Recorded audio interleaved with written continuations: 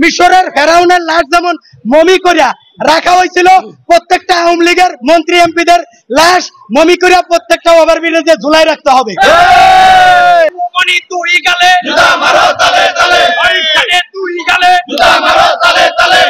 এই যে আজকে দীপুমণি সে হচ্ছে মূলত ভারতের প্রোডাক্ট, কারণ হচ্ছে সে চাচ্ছে যে রাষ্ট্রকে ধ্বংস করতে। আমরা সবাই জানি যে একটা রাষ্ট্রের উন্নতি সবকিছু নির্ভর করে ওই রাষ্ট্রের শিক্ষার উপরে। শিক্ষাকে ধ্বংস করতে পারলেই ওই রাষ্ট্র অটোমেটিক ধ্বংস হয়ে যাবে। আমাদের খেলা নষ্ট করেছে কে? আমাদের জাতীয় খেলাটা নষ্ট করেছে পাপন এবং আমাদের সাকিব আল হাসান। আপনারা দেখবেন প্রত্যেকটা সেক্টরে একটা একটা করে ভাইরাস দিচ্ছে জাতি ধ্বংস হওয়ার জন্য। আমরা চাই এক্ষুনি হাসিনার আন্ডারে যারা ছিল সবাই সাজা পাক এবং তাদের কাছ থেকে সত্য তথ্য বেরিয়ে আসুক। ব্যারিস্টার নওফেল, যিনি আমাদের আইন অঙ্গনের একজন মানুষ, আমি জানি না কি কারণে ব্যারিস্টার নওফেলের কথা একজন মানুষকে আইন অঙ্গনে যিনি কাজ করার কথা তাকে শিক্ষা ব্যবস্থায় যুক্ত করা হলো।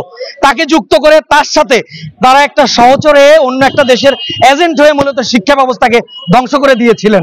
আপনারা জানেন যে বিভিন্ন সময় আপনাদের সোশ্যাল মিডিয়ায়, আপনাদের সংবাদ মাধ্যমের মাধ্যমে আমরা দেখেছি ওইখানে মানে হাসতেও পারি না ওদের যে কর্মকাণ্ড। মানে ওনারা বলেন কিরিং কিরিং প্যাক প্যাক, কি ধরনের সিলেবাস ওনারা প্রণয়ন করেন। এটিকে আদৌ কোনো জাতি, কোনো ভবিষ্যৎ প্রজন্মের জন্য সুখকর নয় কিনা, এটি আজকে আপনাদের কাছে আমি প্রশ্ন রাখতে চাই। এই ধরনের কিরিং কিরিং প্যাক প্যাক মার্কা সিলেবাস থেকে বের হয়ে আসার জন্যই আজকের এই আন্দোলন হয়েছে। সৃজনশীল শিক্ষা ব্যবস্থার নামে উনি যেটি রচনা করেছিলেন সেটি কিন্তু এই জাতিকে ধ্বংস করার একটা অভয়ারণ্য একটা পরিকল্পনা ছিল। এই পরিকল্পনার খুঁটিনাটির জন্যই আজকে ওনার রিমান্ড দরকার।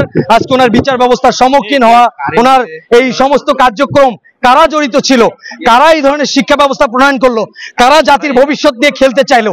ওই যে হাতি যেমন ফাঁসি দিয়েছিল বিদেশে, তাকে গলায় ফাঁসি দিয়ে ক্রেনের মাধ্যমে প্রকাশ্যে তাকে ফাঁসি দিতে হবে। কোর্টের অন্ধকারে না, কোর্টের অন্ধকারে না, তাকে হয় শহীদ মিনারে, না হয় আমাদের এই যে কি কয় শাহবাগের চত্বরে, ওখানে জনতার মঞ্চে তাকে ফাঁসি দিতে হবে। ফাঁসি দেওয়ার পরে মিশরের ফেরাউনের লাশ যেমন মমি করিয়া রাখা হয়েছিল, প্রত্যেকটা আওয়ামী লীগের মন্ত্রী এমপিদের লাশ মমি করিয়া প্রত্যেকটা ওভারব্রিজে ঝুলাই রাখতে হবে।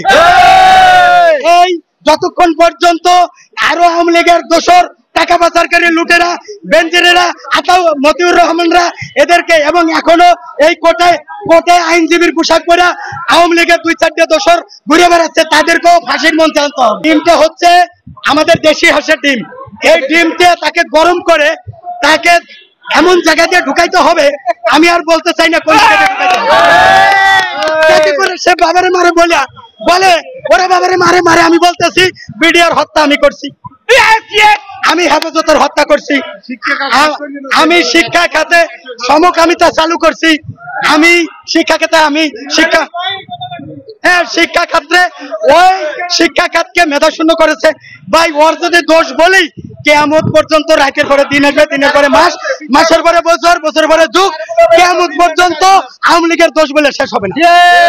এই জন্য আমরা আওয়ামী লীগ মুক্ত বাংলাদেশ এবং ডক্টর আমাদের মোহাম্মদ ইউনূস স্যারের নেতৃত্বে এখন কোন নির্বাচনের কথা আমাদের নাই, মাথায় নাই।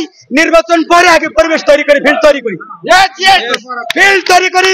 এবং আমি এই সাথে বলি যে এই মুহূর্তে তারেক রহমানকেও বাংলাদেশের জাতি ফিল করে, কি বলেন? ফিল করে কিনা? সুতরাং আমরা সাধারণ জনতা, আমরা কোনো দল মল বুঝি না, কোনো পলিটিক্যাল বুঝি না।